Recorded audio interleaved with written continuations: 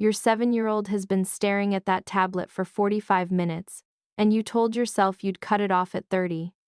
You walk over, you say the words, "Okay, time's up," and what happens next is something you've started to dread more than almost anything else in your day. The screaming. The floor. The "you're the worst parent ever." And somewhere in the back of your mind, while you're standing there trying to hold it together, a quieter fear is growing. What is this actually doing to his brain? You've read the headlines. You've seen the studies shared in the parent Facebook groups. You've felt the guilt at 10 p.m. when you realized screens babysat your kid for 2 hours because you were simply too exhausted to do anything else. And you don't know who to believe anymore: the article that says screens cause anxiety, or the pediatrician who shrugged and said everything in moderation. Stay with Mind Root Parenting until the very end of this video, because in the next few minutes, I'm going to walk you through what the research actually says in 2025.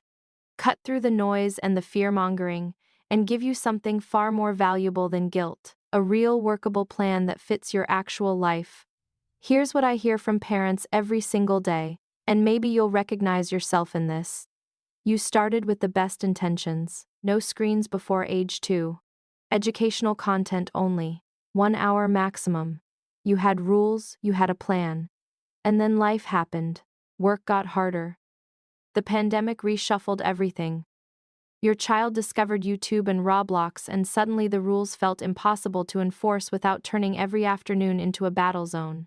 The part that nobody talks about enough is how lonely this feels. You're not lazy. You're not a bad parent. You're a human being trying to raise a child in a world that was genuinely not designed with children's brains in mind. The apps are engineered by teams of behavioral scientists to be as compelling as possible. The algorithm knows your kid better than most adults do. You are not fighting a screen, you are fighting a system built by some of the smartest people on the planet, optimized to capture and hold your child's attention for as long as possible. And in the middle of all that, you're supposed to be the circuit breaker. Every single day. That's exhausting. And it's okay to say so. So let's talk about what's actually happening in your child's brain, because once you understand this, everything starts to make a lot more sense, including that meltdown on the floor. When a child is engaged in fast-paced screen content, their brain is flooded with dopamine, the same neurotransmitter involved in reward, motivation, and pleasure. Screens, particularly interactive ones like games and short-form video, deliver dopamine hits in rapid, unpredictable bursts. That pattern variable reward on an unpredictable schedule is one of the most powerful conditioning mechanisms we know of in behavioral science. It's the same mechanism behind slot machines.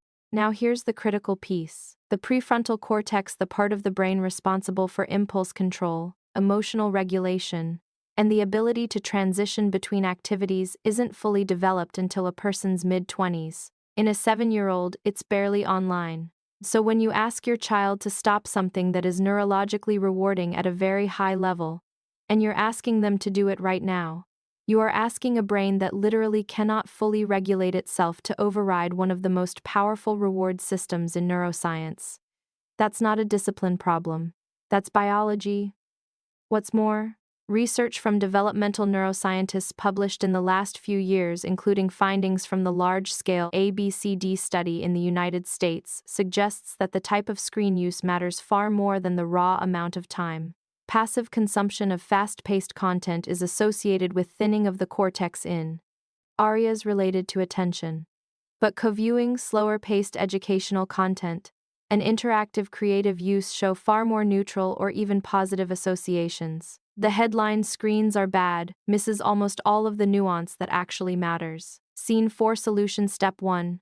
The first thing I want you to do is shift away from time-based rules toward content and context as your primary framework. Instead of asking how long has she been on the screen, start asking what is she doing on it, and what comes before and after. Fast-paced passive content, short-form video. Certain games designed purely around speed and reaction deserves more scrutiny than slow, creative, or narrative content. A child building something in Minecraft for an hour is having a genuinely different neurological experience than a child watching 60-second videos for an hour. Both involve a screen. They are not the same. So sit with your child for 20 minutes, not to supervise, but to genuinely understand what they love about what they're watching or playing. Ask questions. Get curious. When a child feels that their digital world is seen by their parent rather than just tolerated or policed, the entire dynamic shifts. You go from being the enemy of the screen to being a guide inside it. That one shift alone changes the emotional temperature of screen time conversations in most families within a week. The second step is what I call transition architecture, and this is the piece that makes the biggest practical difference for families dealing with shutdown meltdowns. Because of how dopamine and the prefrontal cortex interact, abrupt endings are neurologically jarring for young children. The brain hasn't had time to wind down the reward system before it's expected to re-engage with ordinary life, which feels, by comparison, colorless and dull. This is why 5 more minutes never works. It just delays the cliff edge rather than building a slope. What works instead is building a predictable sensory transition into the ending. 10 minutes before screen time ends, give a warm verbal notice and pair it with something physically grounding, a snack waiting on the counter. A few minutes outside immediately after, or even just a short walk to another room together. You are using the body to help regulate what the brain can't yet regulate on its own. This is co-regulation in its most practical form. Your nervous system, calm and predictable, creating a bridge for your child's nervous system to cross. Do this consistently for 2 weeks, and you will see a measurable change in how your child handles endings. The third step is to protect what researchers are now calling restorative unstructured time, and this is the piece most modern parents are unknowingly cutting. When children have long stretches of time with no input, no screen, no scheduled activity, no adult directing them, the brain enters what neuroscientists call the default mode network.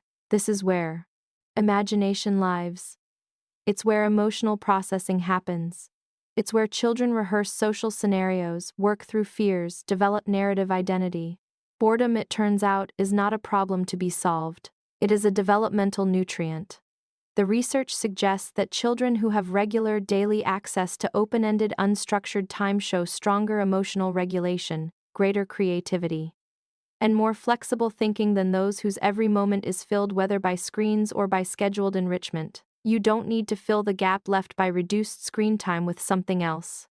The gap itself is the point. Let your child be bored. Resist the urge to fix it. Within 15 to 20 minutes, most children will find their own way into something, and what they find will be more nourishing for their brain than almost anything you could have handed them.